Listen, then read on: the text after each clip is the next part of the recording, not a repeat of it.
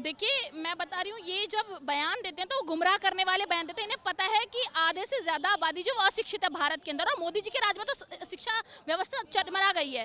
तो ये बयान दे देते हैं ताकि लोगों के दिमाग में ये चीज़, जैसे मुझे याद है कि आलू से सोना निकालने की बात इस देश के प्रधानमंत्री ने की थी और कैसे क्लिप काट के चलाई। तो ये एक एजेंडा चलाने वाले हैं कि हम महिलाओं के साथ खड़े हैं। तो ये जो सीटों के साथ खेल करने वाले हैं, राहुल गांधी जी जो सवाल इनसे पूछ रहे हैं वो बिल्कुल सही पूछ रहे हैं कि आप बताइए कि जो 543 सीटें आप उनमें ही महिलाओं को दे दीजिए 50% आरक्षण। लेकिन ये नहीं देंगे, इसलिए नहीं देंगे क्योंकि ये सीटें बढ़ा करके अपने वोट बैंक को बढ़ाना चाहते हैं। तो ये वोट बैंक की राजनीति है, मोदी जी अपने पर्सनल फायदे के लिए लाना चाहते हैं। और इसे कब तक, 2029 तक नहीं, ये 2032-40 पता नहीं कब तक लागू करेंगे, इनकी सरकार रहेगी या नहीं रहेगी।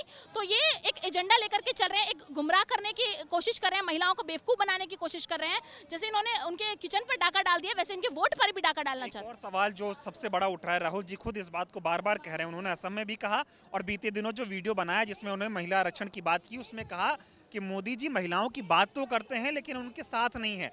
एप्स्टीन फाइल में जो उनका नाम आया है उसमें महिलाओं के साथ उनके गलत तरीके से संबंध जोड़े गए हैं।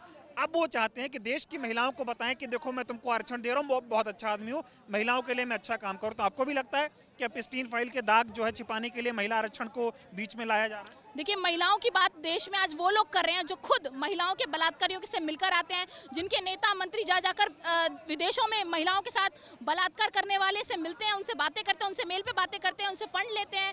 तो आज भारत के अंदर जो ये महिलाओं की बात करते हैं, बेटी बचाओ बेटी पढ़ाओ का नारा देते हैं, आज उसी नारे के पीछे इन्हीं के नेता मंत्री बलात्कारी जो है वो छुप करके बलात्कार करते हैं। मैं कहती हूँ एप्स्टीन फाइल्स में हरदीप सिंह पुरी का नाम है, क्या एक्शन लिया भारतीय जनता पार्टी ने? नरेंद्र मोदी जी का नाम शामिल है, मेल पर बार बार अनिल अंबानी बात कर रहे हैं, वो मेल जनता ने देखा, लेकिन क्या एक्शन हुआ भारत के अंदर? तो जब आप विदेशी महिलाओं पर बयान नहीं दे पाते, महिलाएं महिलाएं हैं, चाहे देश क्यों चाहे विदेश क्यों, तो राहुल गांधी जी ने बात साफ साफ कही है कि ये महिला विरोधी सरकार है, दलित विरोधी सरकार है, पिछड़े विरोधी सरकार है। अगर नहीं होती तो ओबीसी एससी एसटी के लिए यहाँ पर प्रावधान होते, अगर नहीं होती महिला विरोधी तो एप्स्टीन फाइल्स में देश के प्रधानमंत्री जी का नाम नहीं आता। तो आज जो गले पर तलवार लटकी हुई है नरेंद्र मोदी जी की, जो नतमस्तक हो गए अमेरिका के आगे, उसका रीजन यही था कि एप्स्टीन फाइल्स में देश के प्रधानमंत्री जी का नाम आ रहा है। तो महिला शक्ति और महिला सशक्तिकरण की बात इस भारतीय जनता पार्टी के मुंह से अच्छी नहीं लगती।